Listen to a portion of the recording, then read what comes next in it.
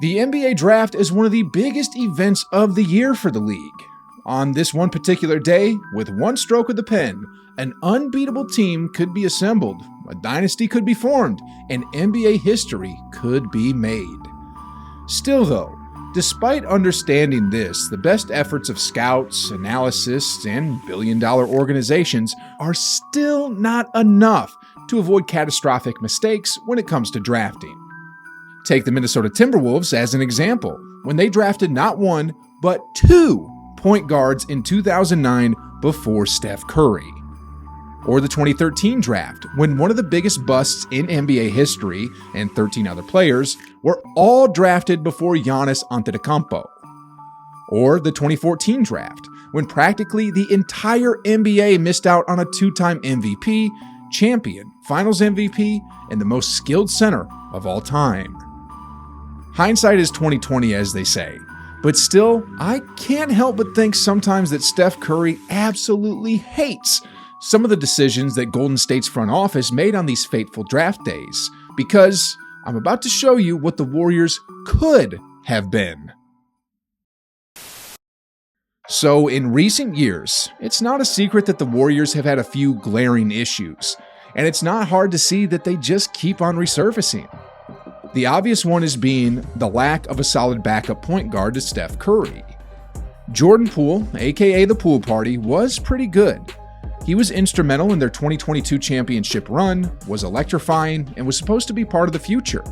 But as we all found out in 2023, there were holes in his game, and his personality was creating friction with the rest of the team, which eventually cost the Warriors big time.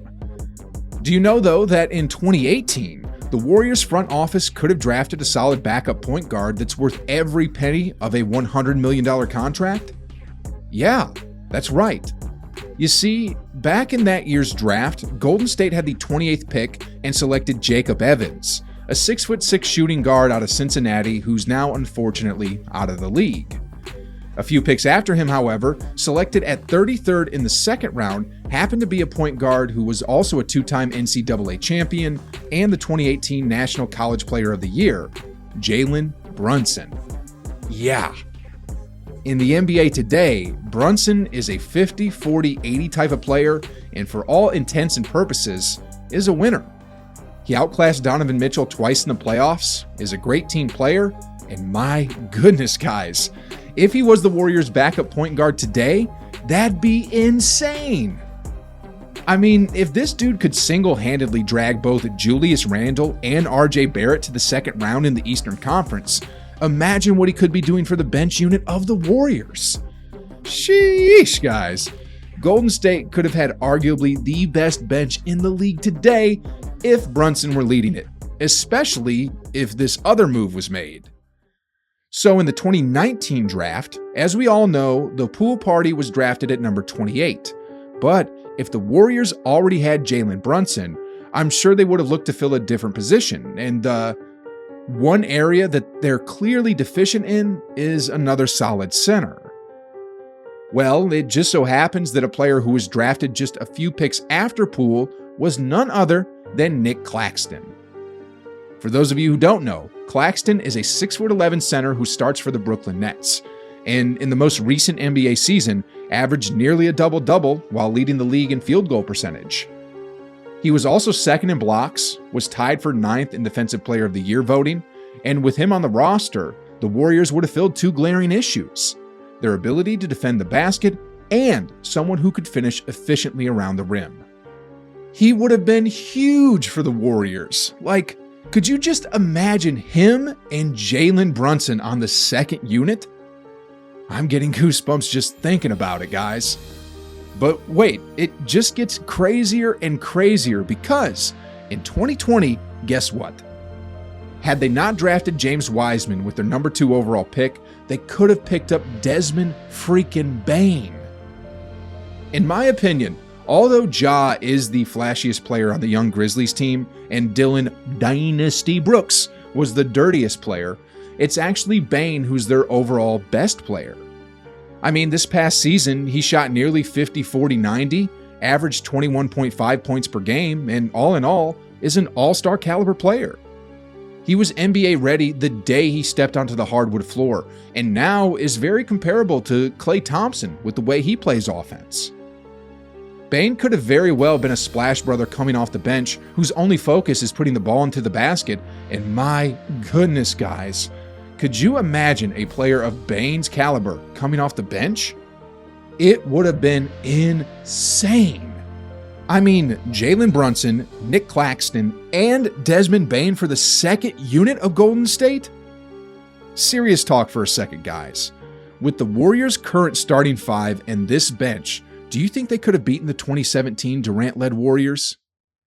Especially if, in 2021, if instead of drafting Moses Moody with their 14th overall pick, if they drafted Trey Murphy III instead. Yes, this is the same Trey Murphy who was in the race for Most Improved Player of the Year in 2023. The 6'9" small forward who just averaged 14.5 points while shooting an effective field goal percentage of 61% in just his second season in the league. Just for a quick FYI, a player who shoots an effective field goal percentage of 50% is already considered efficient, but when they reach 60%, that's considered elite. But anyway, Murphy's a pioneer for the future of 3 and D-type role players and is more than just a promising young player. He's an integral part of the Pelicans organization, and had Zion not been injured, he would have been an integral part of the #1 team in the West. I cannot believe the Warriors could have drafted this dude because, with him on the roster, Golden State could have had the best defense in the entire league and simultaneously the best offense too.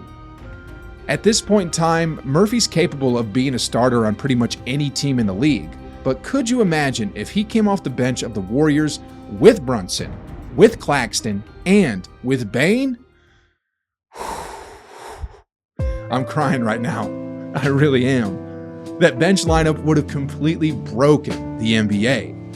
Like, the 2023 Nuggets looked pretty unstoppable, but if Golden State had a bench like this, then sheesh, guys, forget about it. The final piece of the puzzle is the latest 2023 NBA draft, where the Warriors drafted Brandon Podziemski. Throughout the Summer League, it's quite evident that he's not ready for the NBA just yet, and that he'll be a Santa Cruz Warrior for either the next year or the next 2 years. I ain't saying he's a bad player per se, or that he doesn't have a high ceiling, but at just 20 years old, his body isn't fully developed just yet, and the Warriors are playing on Steph's timeline now, so it's not like Kerr would have played him much anyway. Instead of Brandon, the Warriors front office could have gotten Keegan Murray's twin brother, Chris Murray, a 6'8" power forward who just averaged 20 points and 9 rebounds in his third year at college, who will also be 23 when the 2024 NBA season starts.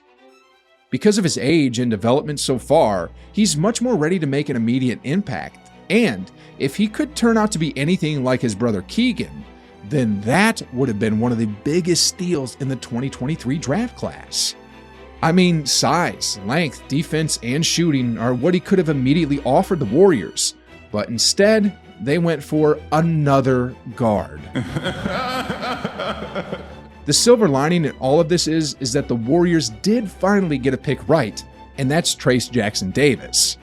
He's the one steal that Golden State fans could feel happy about because he's finally not a guard, fills a lot of holes for the Warriors, and he fits Curry's timeline. Hindsight is 2020, and although it's a lot easier said than done to draft these players, Steph Curry must be stomping the floor knowing what his team could have been. I mean, just imagine this. Steph, Klay, Wiggins, Draymond, and Looney as the starting five. Then coming off the bench are Brunson, Bane, Murphy, Kuminga, and Claxton. Then you have the young glove, Trace, and Chris Murray on the sidelines to fill in whenever Coach Kerr needs them to. Fire with the starting five, fire coming off the bench, and fire with the reserves. This team could have been the overwhelming favorites to win the Larry O'Brien Trophy for the next 3 to 5 years or so, and Michael Jordan's reign on being the GOAT would have been in serious jeopardy as Steph would rack up ring after ring after ring. These would have been moves to make if the Warriors really wanted their two timelines to work, but hey, no one gets everything right, and again, hindsight is 2020. But still, guys, in saying that, Could you just imagine